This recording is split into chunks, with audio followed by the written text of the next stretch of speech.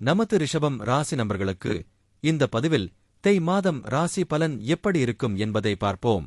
10ஆம் வீட்டில் ராகு இருப்பது தொழில் வளர்ச்சி, அதீத லட்சியம் மற்றும் சமூகத்தில் பெரிய அந்தஸ்தையும் புகழையும் தரும் ஒரு வலுவான நிலையாகும். இது பதவி உயர்வுகள், வெகுமதிகள், செயல்திறன் மேம்பாடு மற்றும் பணியிடத்தில் உயர் இடத்தை பெற உதவும். இருப்பினும் இது வழக்கத்திற்கு மாறான தொழில் பாதைகளையும் சுட்டிக்காட்டலாம்.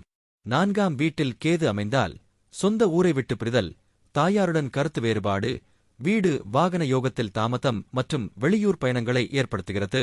இவர்களுக்கு மன அமைதியின்மை மற்றும் இதய ஆரோக்கியத்தில் கவனம் தேவைப்படலாம். இது கடின உழைப்பு மற்றும் ஆன்மீக நாட்டம் கொண்ட வாழ்க்கையை குறிக்கிறது. 2ஆம் வீட்டில் குரு இருப்பது பொதுவாக நிதி செழிப்பு, நல்ல குடும்ப உறவுகள் மற்றும் சிறந்த பேச்சுத்திறனை வழங்குகிறது. இது தனகாரகன் தன ஸ்தானத்தில் இருப்பதால் செல்வவளம், ஆயுள் பலம் மற்றும் ஆன்மீக அறிவை அதிகரிக்கும். ஆனால் சிலருக்கு குடும்பம் அல்லது பணத்தில் சமநிலையற்ற தன்மையை ஏற்படுத்தலாம். 11இல் சனி இருந்தால் அது பொதுவாக நிலையான வருமானம், நல்ல நண்பர்கள் மற்றும் கடின உழைப்பால் வெற்றியை தரும். மேஷம், தனுசு, மீன லக்னங்களுக்கு இது மிகவும் அதிர்ஷ்டமானது. ஆட்சியோ உச்சமோ பெற்று நற்பலன்களை அளிக்கும். மற்றவர்களுக்கு நண்பர்களால் ஏமாற்றம் மற்றும் கெட்ட பெயர் வரலாம். 11இல் சனி சுப பலன்களையே அதிகம் தரும்.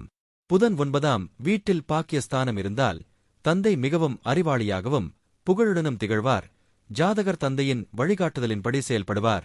இது தந்தை பிள்ளை உறவை வலுப்படுத்துவதுடன் உயர்கல்வி மற்றும் தத்துவ சிந்தனைகளை மேம்படுத்தும். 9ஆம் வீட்டில் பாக்கியஸ்தானம் செவ்வாய் இருப்பது தந்தை, உயர்கல்வி, நீண்ட தூர பயணங்கள் மற்றும் மத நம்பிக்கைகளை பாதிக்கும். இது தைரியம், ஆன்மீக ஆர்வம், தந்தையுடனான கருத்து வேறுபாடுகள் மற்றும் சொத்து சேர்க்கையை அளிக்கும். உச்ச அல்லது சொந்த வீட்டில் இருந்தால் கோடீஸ்வர யோகத்தையும் சகோதரர்களின் ஆதரவையும் தரக்கூடும்.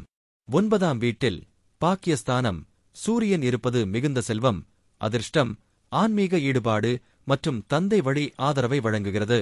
9ஆம் வீட்டில் சுக்கிரன் இருப்பது அதிர்ஷ்டம், ஆன்மீகம், தர்மம் மற்றும் மகிழ்ச்சியான வாழ்க்கையை அளிக்கும். இது அறிவார்ந்த தேடல், நீண்ட தூர பயணங்கள், செல்வம், கௌரவம் மற்றும் பெரியவர்கள் ஆசான்கள் மீதான மரியாதையை தரும்.